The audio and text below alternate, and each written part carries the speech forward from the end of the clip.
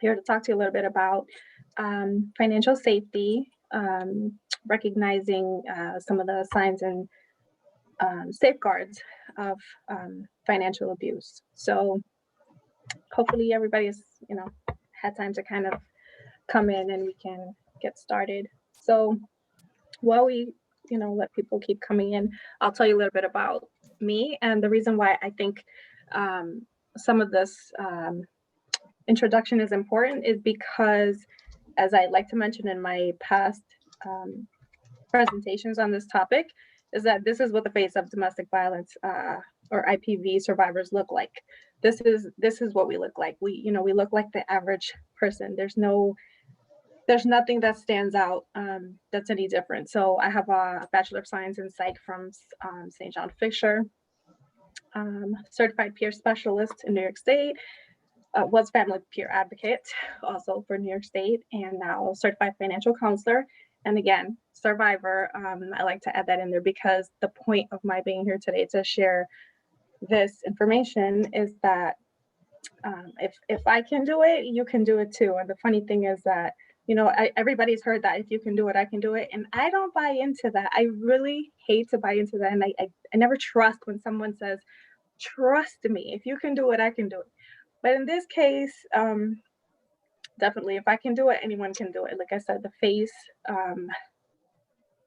this is the face of a domestic violence survivor or an IPV survivor. So anyone can get out of that situation. So I want to go right into the signs of, or I should say a little bit about the statistics of DV and economic abuse. And I do want to say that the information that's in this workbook, so it's set up as a workbook, and I'll talk a little bit about it, but I don't want to focus the presentation on the workbook. So domestic violence and IPV is a pattern of abusive behavior in an intimate relationship where one partner gains control over the other. But what a lot of people don't know is that financial abuse is a factor in about 99% of those situations. So it represents one of the greatest challenges to leaving a destructive relationship.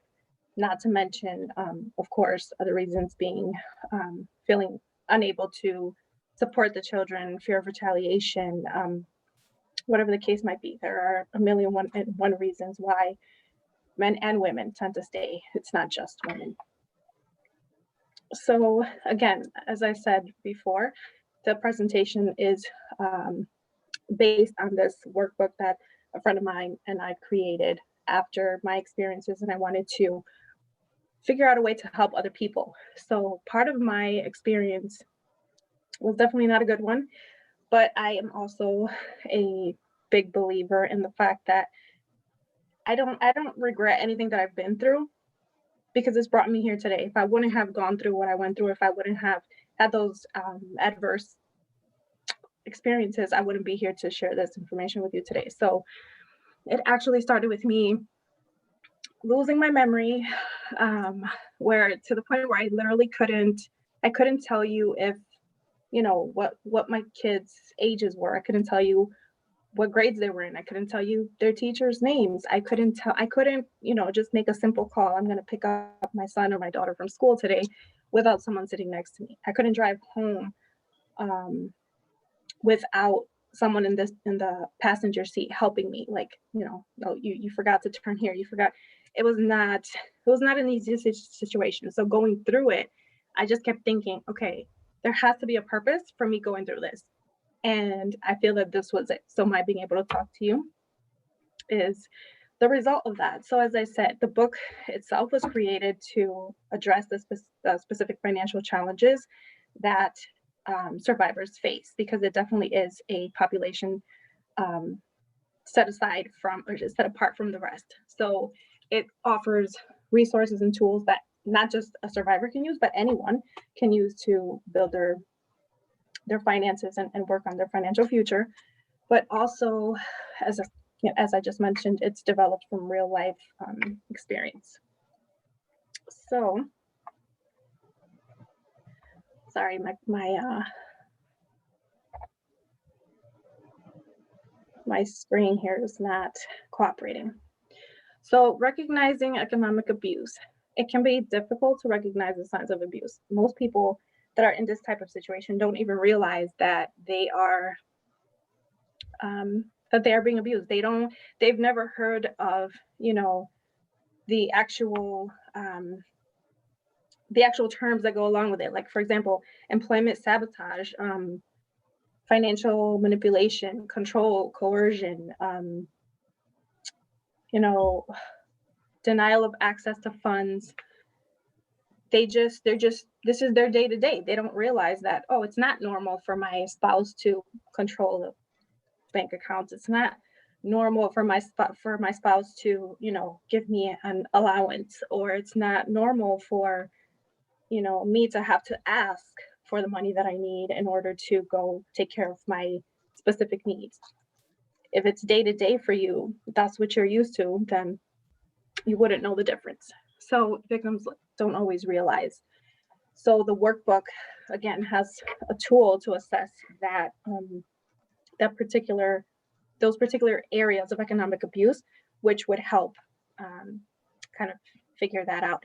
So it goes into this assessment, and I like to point this out because there are questions on here that basically, again, if you're not really familiar with the topic, you wouldn't realize that. For example, again, having to ask someone for money to cover your basic needs, that shouldn't be the norm. It shouldn't be the norm. So some of the questions on here cover that. For example, do they try to prevent you from your ability to earn income? So again, the employment sabotage.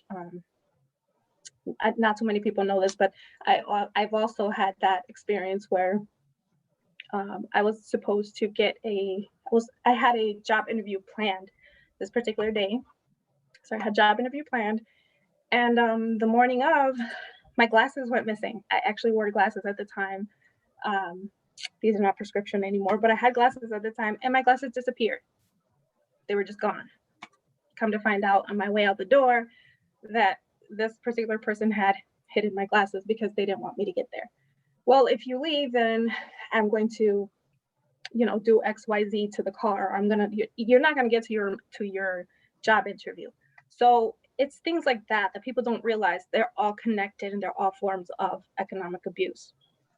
So going through this assessment would definitely help point some of those things out. Now, once you have a plan, once you have an idea of what it is that you have to do, then you need a plan, is what I meant to say. You need a plan, because without a plan, it's definitely overwhelming. It's overwhelming without the financial piece, let alone adding that financial piece. There's a lot of things that you're not going to think, they're not going to cross your mind unless you're sitting down and actually breaking those things down. You need to, look at it with a fresh mindset.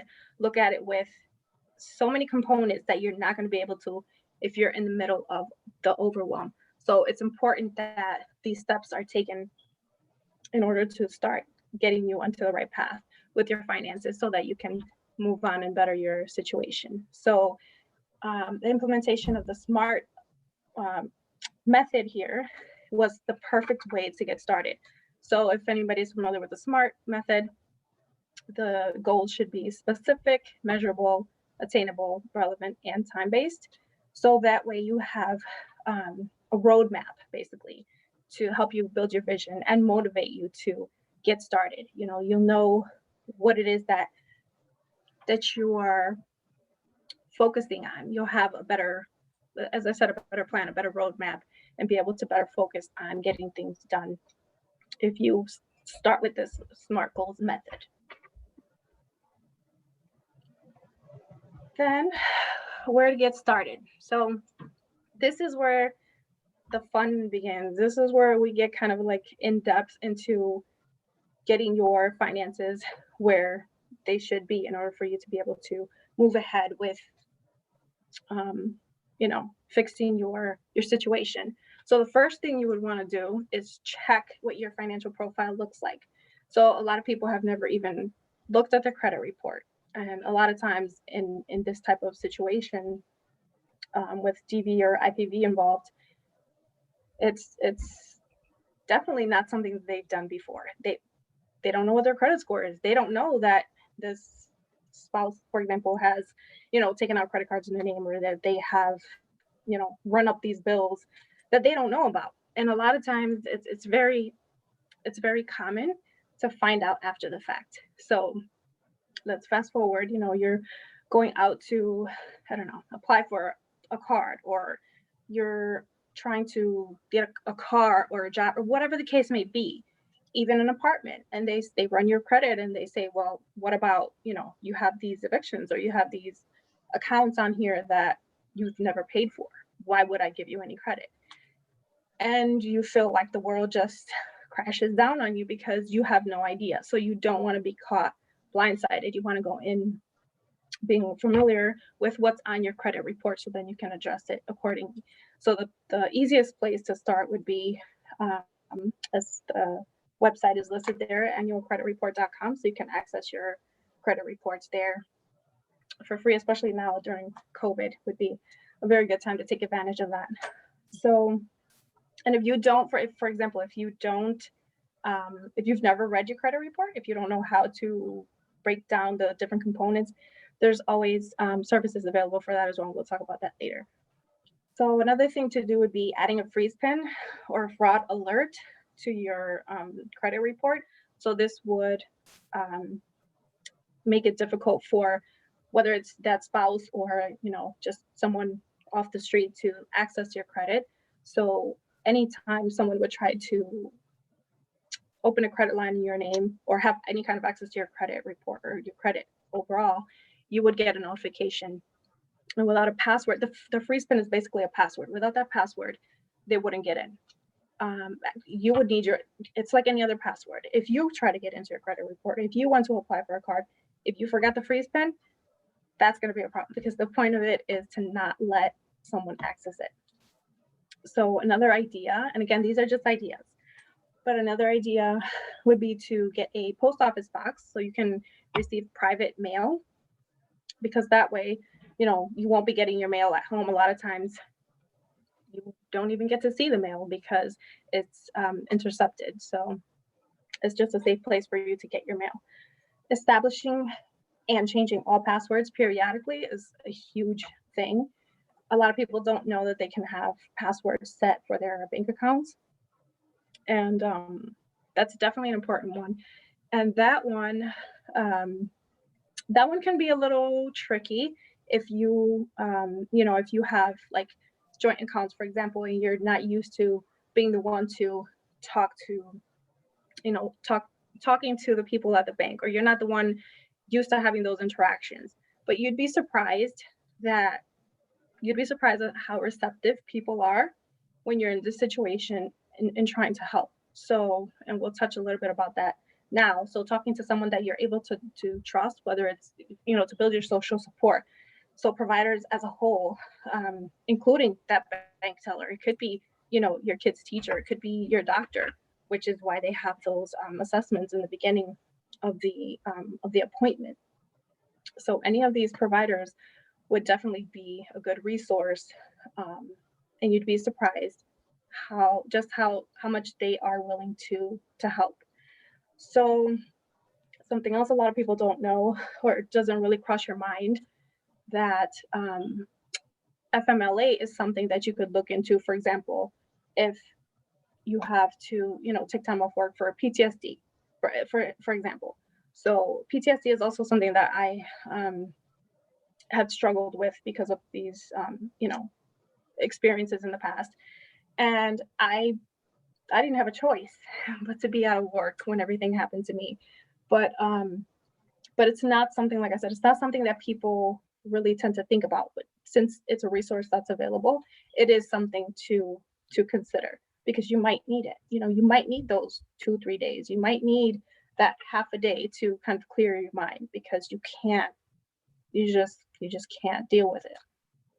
You need to be able to process what's happened before you can actually focus on everything else. So starting to think about your budget would be the next step.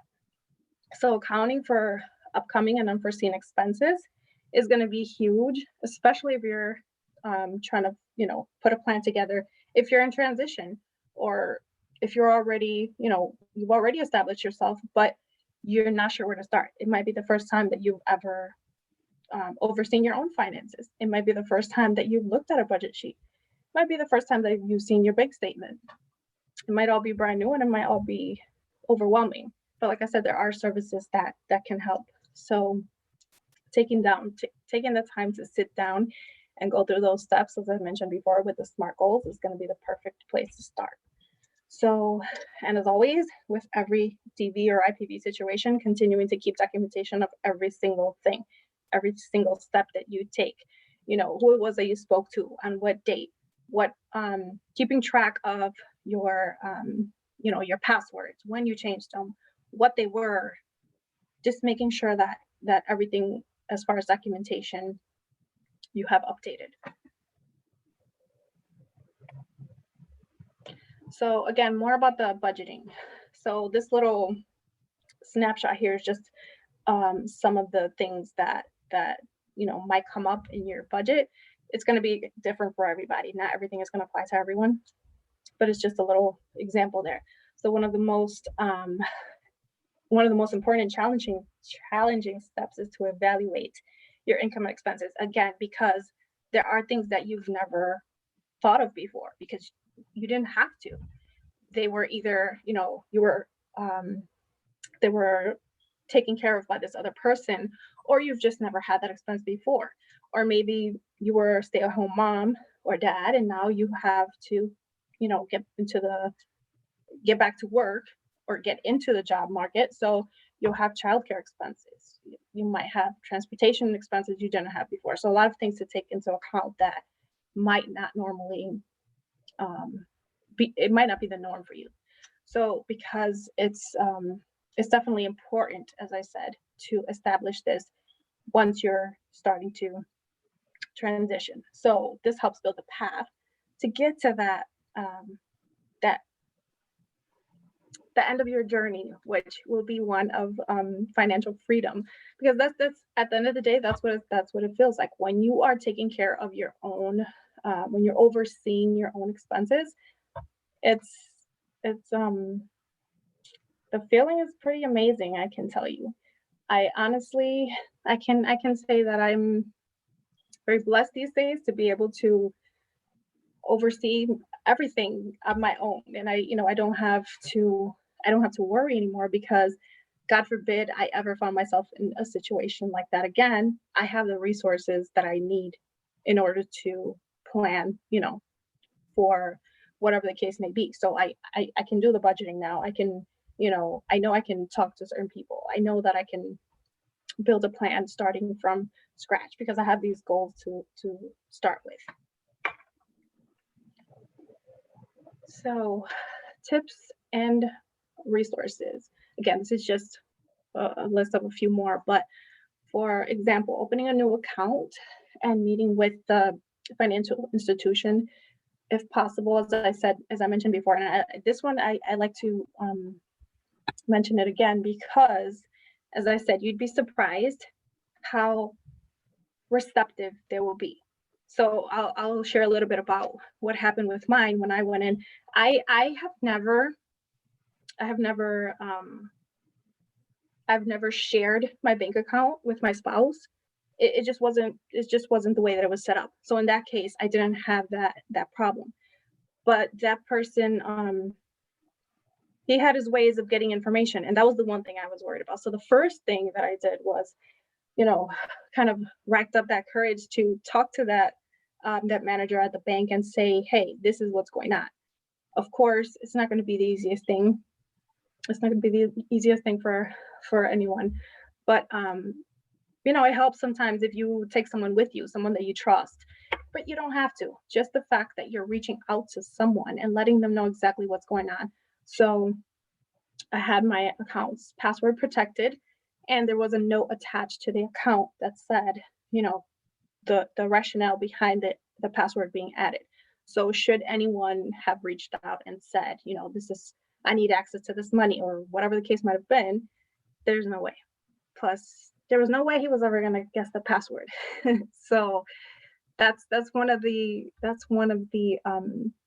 very first things that I did, which is pretty funny about the password, because it's, again, things you don't really think about. And mind you, this has been a few years now since this happened, and I still have the same password for this day for that particular bank account, because I was the only one that ever knew it.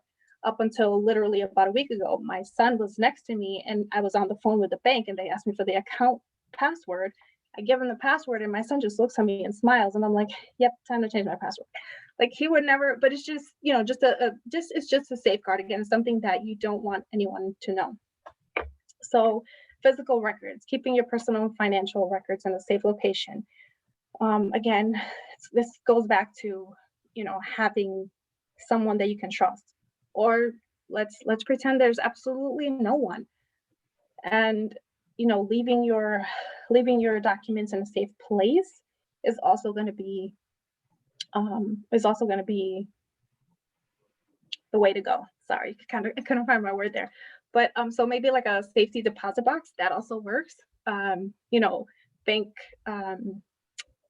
any place that your significant other, or whatever we want to call him at this point, would have access to. So, and having that password attached to each and every one of those places and accounts, because you don't want anyone to know that password. So of course we have the National Domestic Violence Hotline. There are plenty of programs in specific communities for people that need help, and these other websites and phone numbers listed here.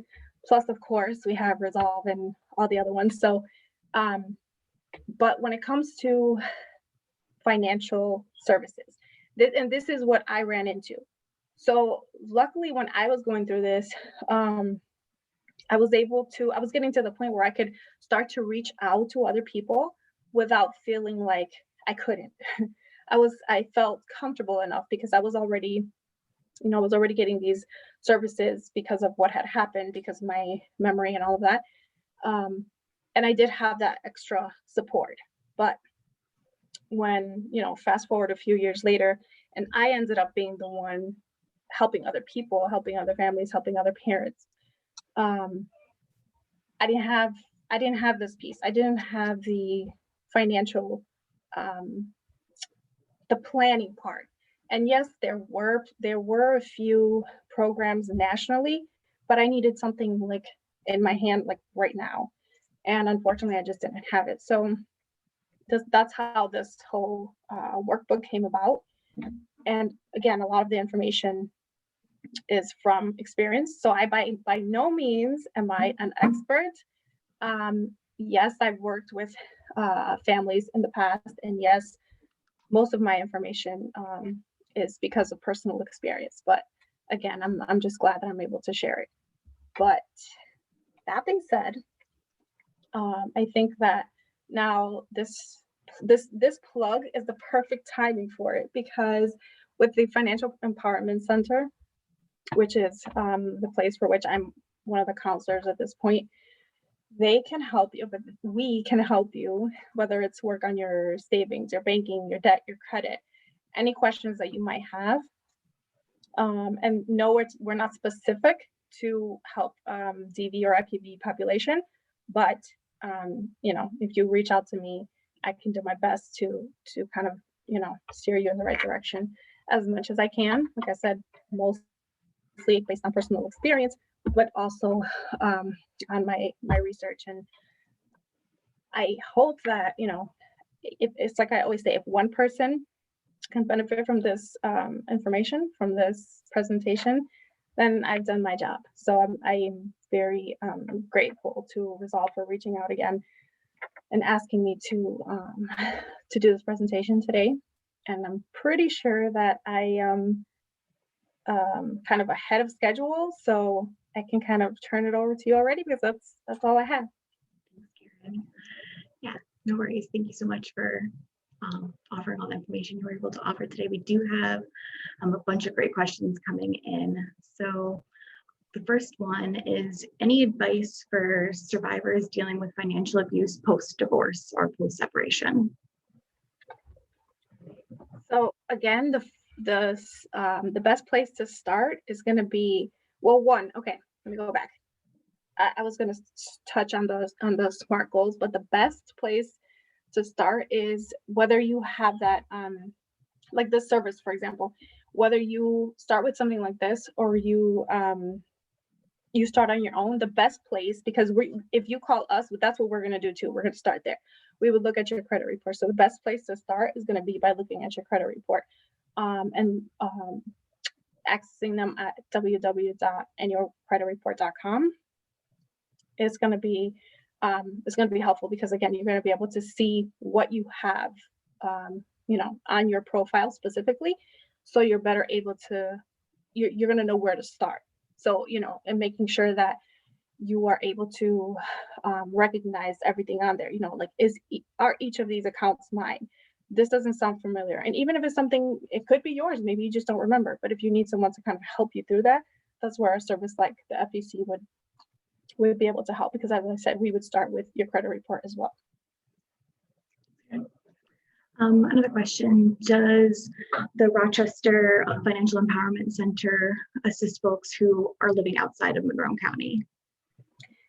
So initially we were trying to focus only on Monroe County, but within the city limits, but we have been able to kind of, make accommodations and steer a little further out to the surrounding counties. So somebody living outside could still connect. Right. Do you have any advice or tips for creating a post office box for private mail if somebody's already having some control come in and restriction of their finances and money as is? So all you would have to do, and I when I say something like that, I don't mean to make light of it when I say, like the simplest thing to do or something like that. I don't mean it in that sense, because I know in that situation, nothing is getting the mail obviously is a problem. But going to the post office in person, or you can, I'm pretty sure, I'm not, honestly, it's been a while since I've had one, but I'm pretty sure at this point you could look online too. But again, that's also something you want to be careful with. If you're searching anything online, whatever the case may be, that you are, whether it's clearing your history, or, because not every site has the, emergency X out feature. So a lot of times actually going there in person might be beneficial. And I couldn't tell you about the fees because, like I said, it's been a while since I had mine. But yes, they do have fees, and you would be able to find all that out just by either, or maybe you can even call, and I'm sure they will be able to give you the information. I think that was a great point too, thinking about, safety precautions, whether that's is someone maybe looking at a phone record or somebody looking at, your browse history. As Karen mentioned, safest might be being able to go in person when, right after work or somewhere where it's safe and you're able to get that information. What advice would you give for a situation where an ex isn't paying child support or spousal maintenance? Yep, that seems to be like that's not, unfortunately, it's not uncommon, but honestly, that's one that's going to take more time and effort with the courts, because there's not much that you can do aside from fighting it through court. So that's unfortunately the short answer. The court is going to be your only is going to be your best bet. And of course, obviously, if you have representation, it's going to be a lot easier, but there's not much out there. And that I can tell you by personal experience, there's not much out there that you can do to kind of fight that, except, going to court and putting in the proper paperwork. And sometimes you have to do it multiple times, it gets thrown out and you go back again, or they don't show up, or sometimes everything's all set to go and he or she won't show up, and oh, let's give them another chance. And you're here, in this, crisis mode, but then this person has 3 other chances to show up to court and they still, it never happens. So it can be a frustrating ordeal, but definitely court is going to be the short answer to that. Short and not so short answer to that. You brought up documentation a couple different times, which I think is really important for that piece. Yes. And for folks who are in a situation where they might need to connect with a lawyer at representation at a sliding scale fee, there is legal aid and volunteer legal services available locally. Another question is, if you have a joint bank account with your partner, is it possible to open one on your own as a way to start saving a little money to leave? Yes. Your joint account will have absolutely nothing to do with another account that you will open on the side. And I by no means any expert on opening accounts, but the account that you have jointly will have nothing to, it will be completely separate too. And if it makes you feel safer, trying a completely different branch, that's also an idea too. Branch or even like a different bank. Another part of this question was, how expensive is that, and can it be tracked back to me? So that would again kind of go back down to the bank that you're hoping to open that account. And if it's just an individual account with your name on it, it wouldn't be able to be accessed by anyone but you.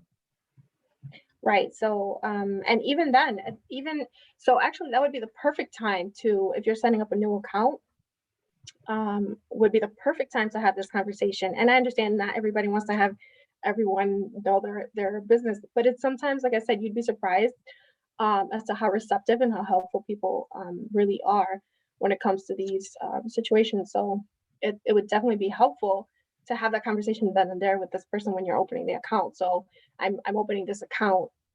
This is my story, basically, giving them the Reader's Digest. I want to have it password protected because of these reasons. And there will be a note on your account that says that's what the password is there for.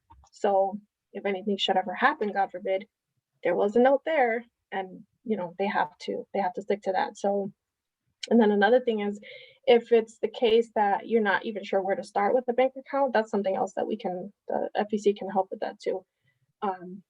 Trying to help you gain access to certain bank accounts, whether it's low fee or no fee at all for certain bank accounts. So something to think about. Thank you. And last question, if anyone has anything else, please feel free to enter it into the Q&A or the chat box. What if you notice your partner is spending your money without your consent? Are there ways to protect yourself, like changing accounts and other safeguards? So that, unfortunately, if it's a joint account, there's very little that that you can do to kind of what's the word I'm looking for, to remedy that, because it's a joint account. So just as this person should have equal access, the other person should have equal access, but unfortunately we know that's not always the case. So that's why that other account is probably a good idea. Unfortunately, if, like, for example, both parties are having their checks directly deposited, that would be something else. You could possibly talk to your employer and say, you don't have to tell them your whole story if you don't want to, but you can say, okay, I can't have my I don't want my check directly deposited anymore. And it's not like your employer can call your spouse and say, this is what they told me. So it would be a private conversation between you and your employer. With HR, I guess, is who you would talk to. And, that could kind of buy you some time as to how you want to proceed. Do you want to open up that separate account that no one knows about? Do you want to, do the complete check cashing kind of? It all depends. It's going to be very individual, and it's going to be, it's going to depend on what's going on. So, unfortunately. Karen, are you familiar of any ways that folks who are experiencing intimate partner violence or domestic violence can protect their 401k from their partner? That's a good question. Honestly, I've never gotten that question and I never really thought about it. So no, I'm not familiar, but that's definitely going to give me something to think about for the next time I do this presentation. But no, I'm not off the top of my head. I'm not familiar, but I can imagine that it would be similar to, what we're talking about now, just being able to, you know, have these conversations, have the support that you need. Maybe talking to your employer in that case would be an option. So honestly, I couldn't give you a definite answer to that one, but just thinking about it, I I I would say if it were me, I would start with my employer. Just even as a general conversation, like I can see myself going to the CEO's office and say, I have a question, just a general question. Here's a scenario. What happens? You can do that just to get the information. Um, any rules around keeping cash in a safety deposit box?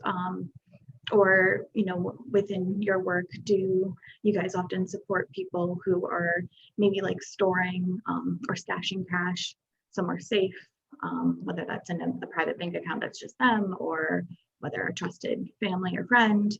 um, any rules around that, or any recommendations? Well, I'm not sure about any rules per se, but recommendations. I would say the this, like I said, the bank account initially, Mhm. making sure that it's not it's private first of all, and again, ensuring that you have that password. And then also, it might get kind of annoying though. I do have to tell you, like I say, every time I call, if I'm in a rush and I'm trying to call my bank and saying this is what's going on, they're like, okay, I need your password. I'm like, oh great. Sometimes my memory still fails me, so I'm like, I hope I don't have to go look it up. But it's really important to have it in place because, as you'll see, that it's your account, they're going to ask you for it. So, um, but also if you were to keep it in other places, for example, like if you were to keep it with a trusted family member or a friend, that of course is going to be very individual. You have to be very certain that you can trust that person. I know in my case, what I used to do was have my mom hold my money. I had my mom, whatever I saved, she was holding on to. Or sometimes she was helping me build my savings and I didn't know she was holding on to money. So I would come get money and I had more than I initially did because, I had that support in place. So I would look in that sense. But even with going back to the documents, I had another family member hold my important documents. So anything that has to do with your bank accounts and any other important documents like your birth certificates, like social security cards, all of that anything that anyone can use to access your identity, your personal information, definitely making sure that you can really trust the person that you are leaving it with before you do that. That's really important. Um, for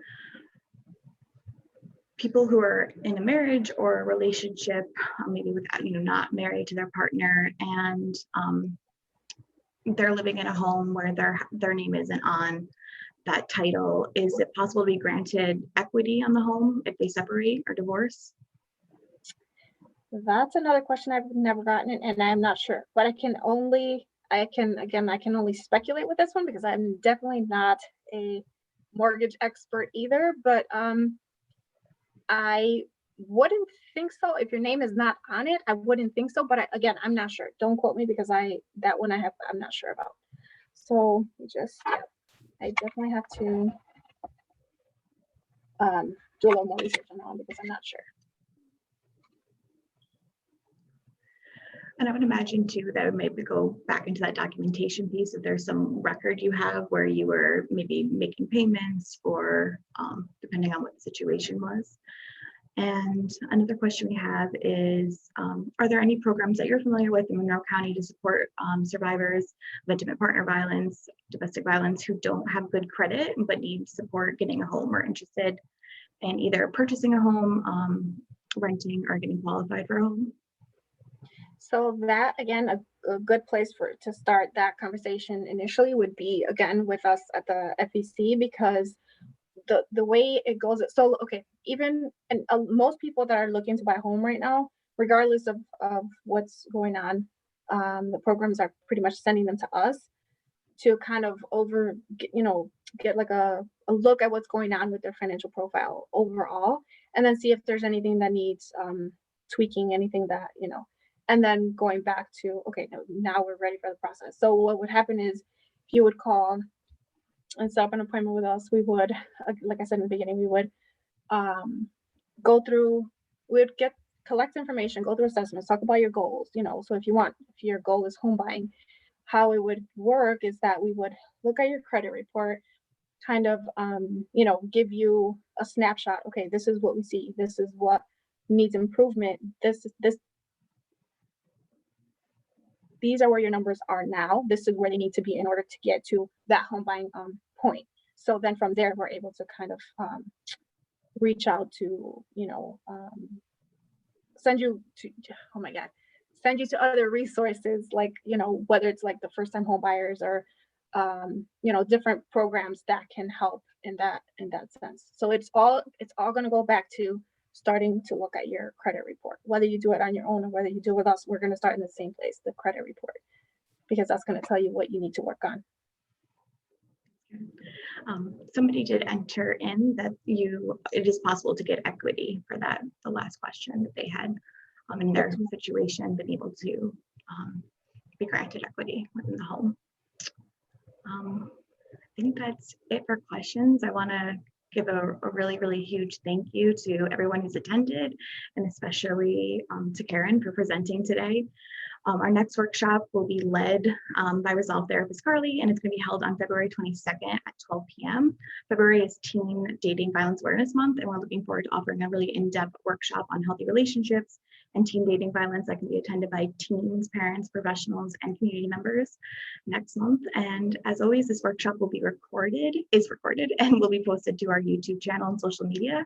And Karen did share with me a PDF file of the DV Financial Safety Plan, and I'm going to be popping that into the chat box right now for anyone who wants to take a look at it. And there was one question. Karen, is the DV Financial Safety Plan also accessible on CCS's website? I know that a coworker of mine was looking into that, so I'm not exactly sure right now, but I'm sure that I can get back to you on that. Okay. Thank you so much. You're welcome.